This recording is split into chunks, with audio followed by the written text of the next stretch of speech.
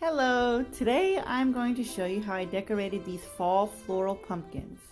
I'll start by showing you how I dyed my icing for them, since this is a step that a lot of tutorials skip, just assuming people know how to dye their icing, but I think some people might find this helpful.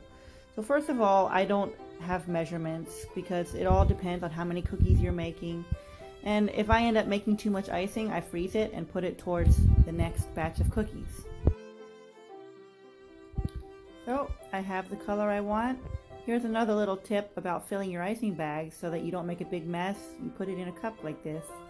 Then you want to squeeze the bag and do this twirly thing called the helicopter. You just twirl around. This helps get all the air bubbles out.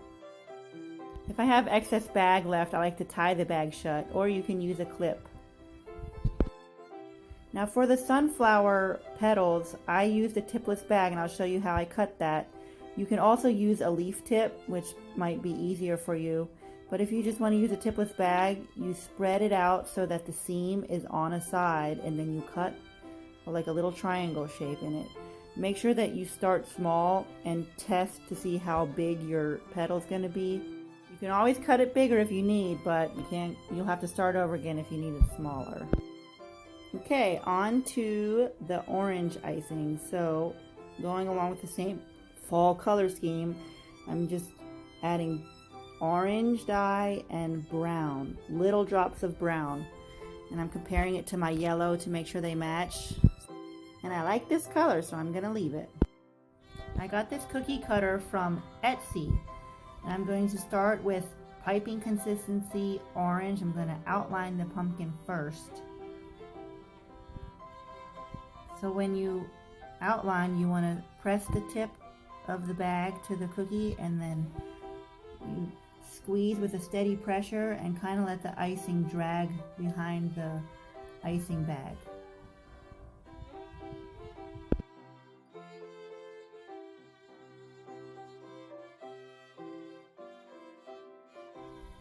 And here I just kind of eyeball the dividing parts of the pumpkin. Just kind of make them curve a little like a pumpkin. And I didn't quite get that rounded out quite, so I went over it there. The flood will fill that. Okay, so now I'm filling the outer edges with flood consistency icing, and as you see, this is a pretty thick flood. If you would like to find out how I achieve my icing consistencies, I have a video on that. I will link it above here. Now I use my scribe tool to smooth the icing out a little bit, smooth it to the edges, make sure it all blends nicely, and also dragging your scribe tool through the icing helps pop any air bubbles that might be in there.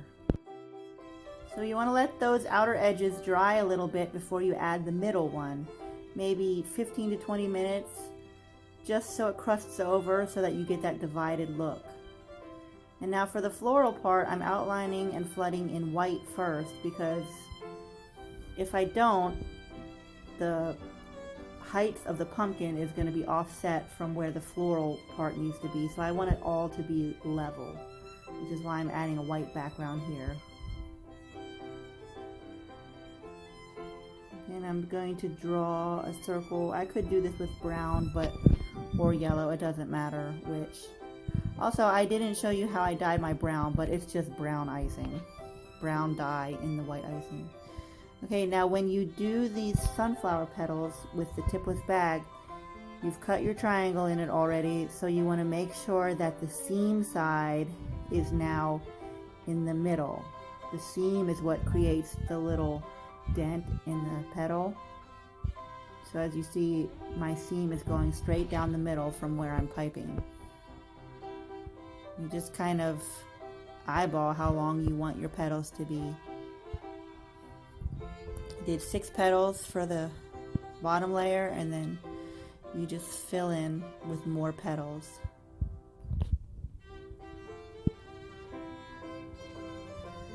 And try to make sure when you pull the bag away at the end of the petal that you don't let it come up too much, otherwise it creates little tips on the petals that will break off easily when you bag your cookies, if you're going to bag them. So just kind of make sure they lay flat rather than letting the tip of the petals curl up. And this is a brown plud consistency or medium consistency that I'm filling the middle of the flower with. And there you go. So now I'm going to move on to some greenery. This is just a piping consistency green. I made the green also with green icing and green dye and brown dye mixed together. So one thing I haven't said yet, but is important, it's good to do all these details on top of the floods before the flood has completely dried. This helps prevent craters, especially with that brown circle in the middle. So I just allow the flood to crust over a little. It usually I did 6 of these pumpkins, so as long as it took to flood to do one step of all the pumpkins, that's how long it took to dry the flood long enough in order to add the next details. So now I'm going to just add some leaves on these stems.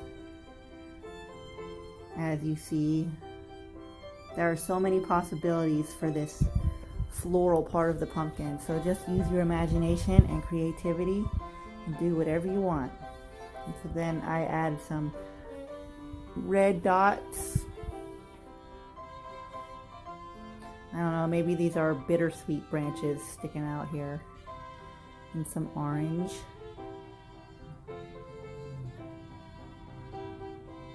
And that's it. So I actually made these pumpkins to go with a fall baby shower theme, which I'll do some tutorials on later. So stay tuned. Thanks for watching.